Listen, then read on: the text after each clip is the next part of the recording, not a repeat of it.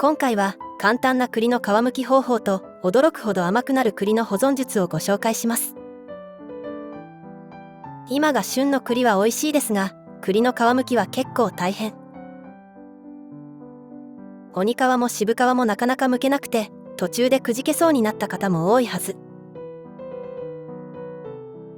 以前栗の剥き方をご紹介したのですが、嬉しい反響をいただいたので、今回は改良版をお届けします。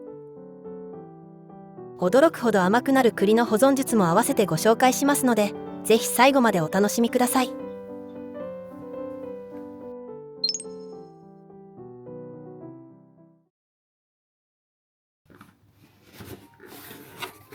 栗を購入したらやってはいけないのが常温保存。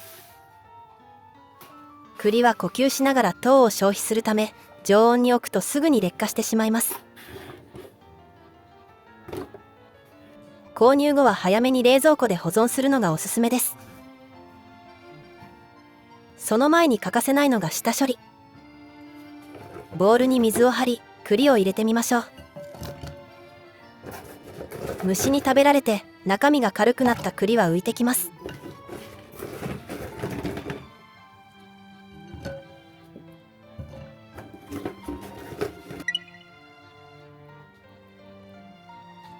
一つだけ浮いてきた栗がありました。鮮度が落ちて中身が乾燥し軽くなった栗。虫に食べられている栗は浮いてきます。虫食いではなく鮮度が落ちているだけなら食べられないこともないので、分けておいて後で割ってみるのも良いと思います。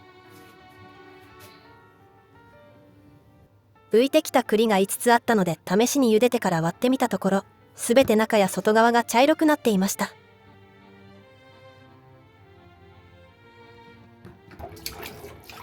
栗はよく洗いましょう。その後、蒸し止めを行います。鍋に80度くらいのお湯を沸かします。ふつふつと小さい泡が出てくるくらいが80度です。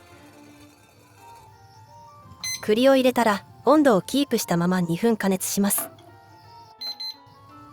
今回の栗は1粒30から 40g くらいの大きめの栗ですが、小さい栗の場合は1分くらい加熱するだけで大丈夫です。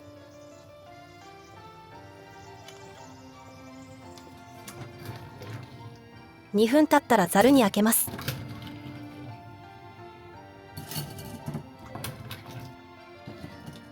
これで蒸し止め処理は完了です。布巾やキッチンペーパーなどで水分を拭き取り、完全に冷ましましょう。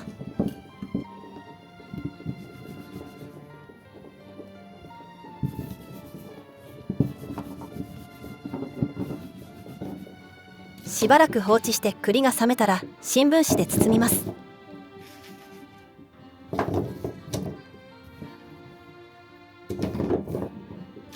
新聞紙で包むのは栗が乾燥するのを防ぎ、最適な湿度を保つためです。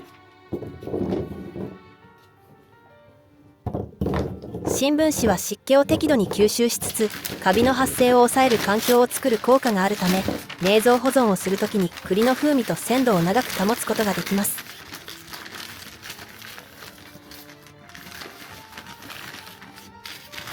栗を包んだらジップロックなどの保存袋に入れます。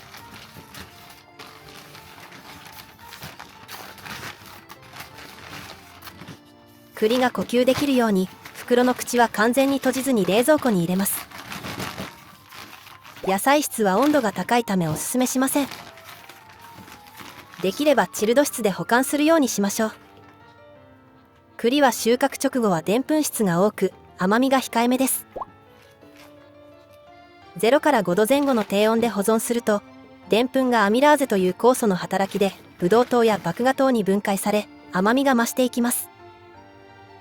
チルド室は約0から2度なので、糖度を上げるにはちょうど良い温度です。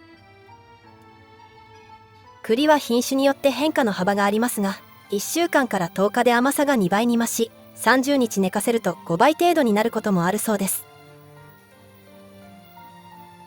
低温で保存した方がいいなら、冷凍の方が良いのではと思った方もいるかもしれません。しかし、冷凍中は酵素の働きが止まるので、残念ながら甘みは増えません。チルド室に入れて何日か経つと新聞紙が湿ってくるので、その時は必ず取り替えましょう。新聞紙が湿ったまま何日も放置してしまうとカビが生えてしまうことがあるので注意してください。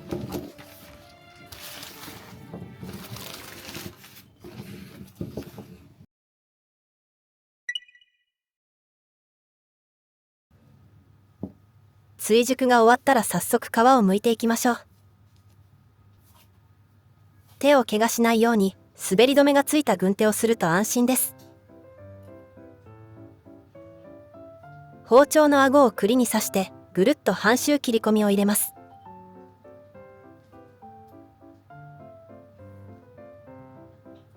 生卵に少し穴を開けてから茹でると殻が剥きやすくなりますよね。それと同じ考え方で切り込みを入れていきます。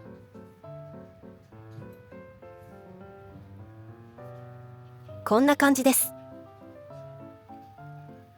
鬼皮と渋皮両方に切り込みが入るようにするのがポイント。最初は難しいですが、無理に一気に切らなくても大丈夫。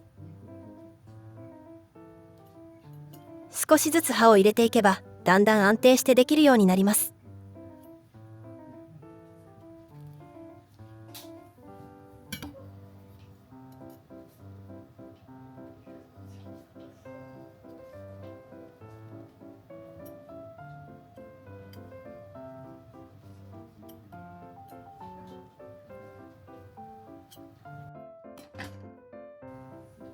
少し難しい場合は包丁の顎でちょんちょん刺していく方が安全です。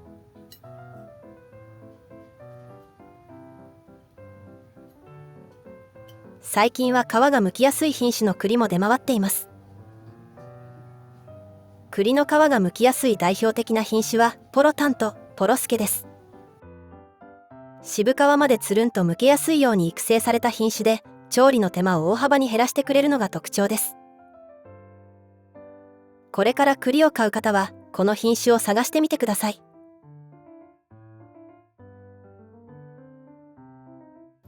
全部に切り込みを入れたらフライパンに3センチくらいの水を入れて火にかけます。沸騰したら栗を15個くらい入れて 1,2 分だけ茹でましょう。栗は熱い状態で剥くのがポイントなので、一気に全部ではなく少しずつ温めて剥いていくとやりやすいです。熱いうちに剥いていくので軍手必須です。2分茹でたら数粒取り出して熱いうちに剥いていきます。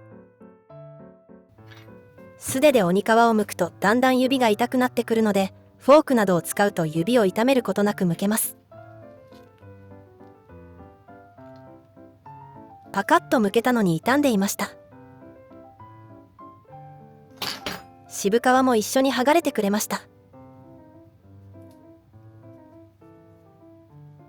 熱いのでやけどに注意して行ってください。両手に軍手をつけても良いと思います。剥けないものはすぐに諦めて後回し。剥けるものから手早く剥いていきます。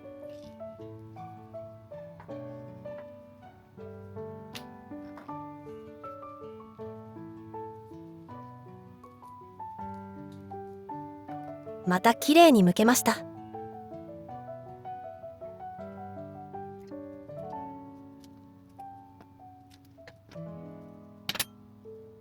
栗を外すときに力を入れすぎてしまうと栗が割れてしまうので、力を入れすぎないように注意です。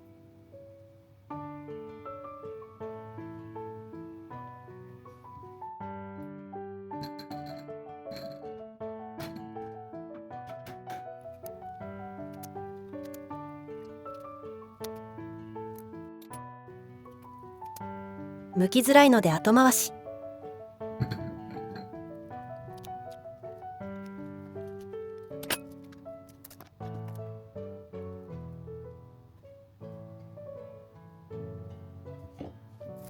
剥けなかったものは再度温めると剥けやすさが復活します。